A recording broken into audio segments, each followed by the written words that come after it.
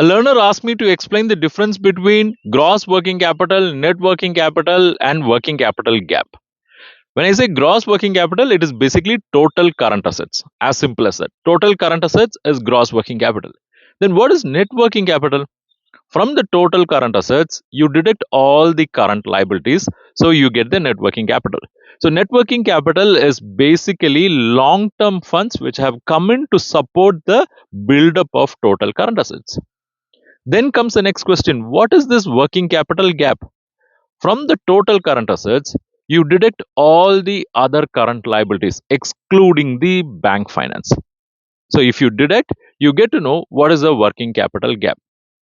It means this working capital gap have to be funded by or can be funded by two different parties.